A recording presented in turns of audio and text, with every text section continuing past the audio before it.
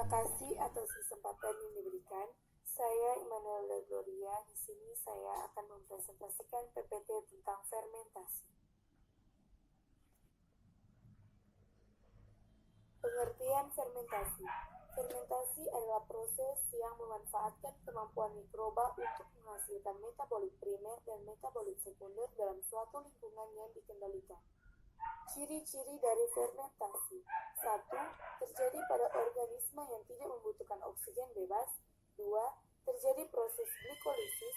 3. Tidak terjadi penyaluran elektron ke siklus Krebs dan transport elektron. 4. Energi atau ATP yang terbentuk lebih sedikit jika dibandingkan dengan respirasi aerob. Terdapat juga definisi-definisi tentang glikolisis, glukosa, asam pirufat, dan respirasi anaerob yang bisa teman-teman baca untuk menjadi referensi pembelajaran. Fermentasi tergolong respirasi anaerob. Apa sih perbedaan fermentasi atau anaerob dengan aerob? Dapat dilihat dari energi yang dihasilkan. Aerob menghasilkan energi 36 ATP, sedangkan anaerob menghasilkan 2 ATP. Kebutuhan oksigen. Aerob membutuhkan oksigen, sedangkan anaerob tidak membutuhkan oksigen. Siklus Krebs. Aerob melalui siklus Krebs, sedangkan anaerob tidak melalui siklus Krebs. Transport elektron. Aerob mengalami transport elektron, sedangkan anaerob tidak mengalami transport elektron. Tempat terjadinya. Aerob terjadi di sitoplasma dan mitokondria, sedangkan anaerob terjadi di sitoplasma. Sifat-sifat fermentasi. Terdapat 2 sifat, yaitu anaerobik dan aerobik. Pertama, anaerobik, yaitu fermentasi yang tidak menggunakan oksigen yang terjadi pada fermentasi alkohol dan fermentasi laktat. Sedangkan aerobik, yaitu fermentasi menggunakan oksigen terjadi pada fermentasi asam cuka. Kita masuk pada pembelajaran fermentasi alkohol atau etanol. Di sini terdapat 2 tahap pada fermentasi alkohol. Dan di samping itu terdapat juga bagan fermentasi alkohol. Yang pertama, glikolisis. Pada tahap ini ada fase di mana membutuhkan 2 ATP, yaitu saat glukosa berubah menjadi PGAL. Dan fase yang membentuk ADP pada saat PGAL berubah menjadi asam pirufat, sehingga nanti hasilnya fermentasi alkohol itu menghasilkan 2 ATP, yaitu 4 ATP dikurangi 2 ATP. Kemudian masih di tahap glikolisis juga, PGAL akan memberikan 2 elektron dan 1 atom hidrogennya atau NAD, sehingga dia akan membentuk NADH. Setelah itu, hasil glikolisis ini akan membentuk 2 molekul asam pirufat atau CH3COCOOH. Yang kedua yaitu pembentukan etanol atau alkohol itu sendiri. Asam pirufat yang dihasilkan dari glikolisis akan mendapatkan tambahan 2H2O. Kemudian dia akan melepaskan CO2 atau karbon dioksida. Setelah itu terbentuklah zat antara itu asetaldehida. Jadi dari asam pirufat akan membentuk asetaldehida. Kemudian asetaldehida NADH akan memberikan elektron. NADH ini tadi yang dihasilkan oleh proses glikolisis. Dan hidrogennya kepada asetaldehida.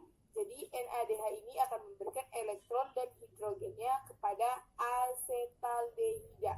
Sehingga NADH kembali menjadi NAD. Dari situ asetaldehida akan membentuk 2 molekul, yaitu etanol. Kemudian kita masuk pada fermentasi asam laktat atau asam susu. Fermentasi asam laktat terjadi pada otot manusia atau sel manusia atau hewan yang sedang bekerja keras. Kemudian persediaan oksigen tidak mencukupi akibat bekerja terlalu keras, sehingga terjadilah fermentasi asam laktat. Peristiwa ini terjadi di otot dalam kondisi anaerob atau kekurangan oksigen atau tidak menggunakan oksigen. Secara umum, fermentasi asam laktat perlu melalui 2 cara tahapan, antara lain proses fermentasi homolaktik proses fermentasi heterofermentatif.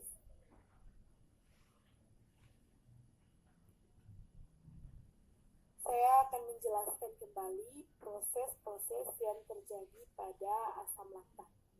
Proses fermentasi homolaktik, yaitu pada proses ini terjadi perubahan glukosa menjadi pirufat.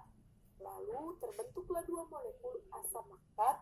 Proses ini kemudian menggunakan enzim laktat dehidrogenase. Kemudian proses fermentasi heterofermentatif. Proses ini menggunakan pirufat sebagai penghasil asam laktat, etanol dan karbon dioksida sebagai hasil bahwa bantuan enzim dehidrogenase laktat dan pirufat dekarboksilase.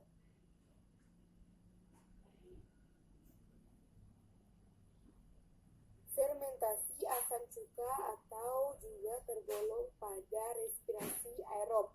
Fermentasi asam cuka merupakan salah satu fermentasi yang berlangsung dalam keadaan aerob. Fermentasi ini oleh bakteri asam cuka Acetobacter aceti dengan substrat etanol, sehingga energi yang dihasilkan 5 kali lebih besar dari energi yang dihasilkan oleh fermentasi alkohol secara anaerob. Reaksi yang terjadi, reaksi kimia dalam fermentasi berbeda-beda tergantung pada jenis gula yang digunakan dan produk yang dihasilkan. Secara singkat, glukosa atau C6H12O6 yang merupakan gula paling sederhana melalui fermentasi akan menghasilkan C2H5OH. Reaksi fermentasi ini dilakukan oleh ragi dan digunakan pada produksi makanan. Persamaan kimianya yaitu gula atau glukosa, fruktosa, dan sukrosa akan membentuk alkohol, karbon dioksida, dan energi atau ATP. Selanjutnya, saya akan menjelaskan tentang faktor-faktor yang mempengaruhi fermentasi atau keberhasilan fermentasi ditentukan oleh beberapa faktor, yaitu pertama, keasaman atau pH.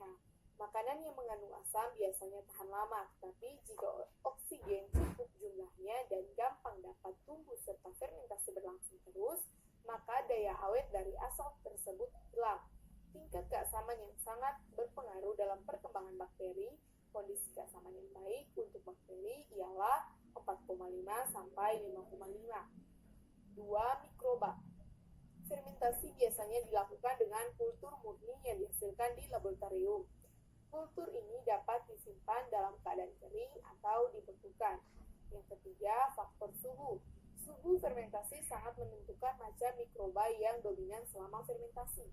Tiap-tiap mikroorganisme memiliki suhu pertumbuhan yang maksimal, suhu pertumbuhan minimal, dan suhu optimal, yaitu suhu yang memberikan terbaik dan perbanyakan diri tercepat. Yang keempat, oksigen. Faktor oksigen atau udara, oksigen selama fermentasi harus diatur sebaik mungkin untuk memperbanyak atau menghambat pertumbuhan mikroba tertentu. Setiap mikroba membutuhkan oksigen yang berbeda jumlahnya untuk pertumbuhan atau pembentukan sel-sel baru dan untuk fermentasi. Misalnya ragi roti akan tumbuh lebih baik dalam keadaan aerobik, tetapi keduanya akan melakukan fermentasi terhadap gula jauh lebih baik cepat dengan keadaan anaerobik. Yang terakhir, faktor yang mempengaruhi fermentasi yaitu waktu. Laju perbanyakan bakteri bervariasi menurut spesies dan kondisi pertumbuhannya. Pada kondisi optimal, bakteri akan membelah sekali setiap 20 menit. Untuk beberapa bakteri memilih untuk waktu generasi, yaitu setelah waktu antara pembelahan dapat dicapai selama 20 menit. Jika waktu generasinya 20 menit, pada kondisi yang cocok, sebuah sel dapat menghasilkan beberapa juta sel selama waktu 7 jam. Kemudian di sini saya menuliskan dan akan menjelaskan tentang manfaat fermentasi. Yang pertama, mengawetkan makanan dengan menghasilkan sejumlah asam laktat, alkohol, dan asam asetat dalam jumlah yang sangat signifikan. Kedua, memperkaya variasi makanan dengan mengubah aroma, rasa, dan tekstur makanan. Ketiga, memperkaya nutrisi makanan dengan menambahkan sejumlah protein, asam amino, serta vitamin. Kemudian contoh-contoh makanan yang difermentasi. Yang pertama ada tempe, yogurt, acar, kefir, sup miso Jepang, tape, dan kimchi. Terima kasih untuk teman-teman yang telah mendengarkan dan telah memperhatikan penjelasan saya.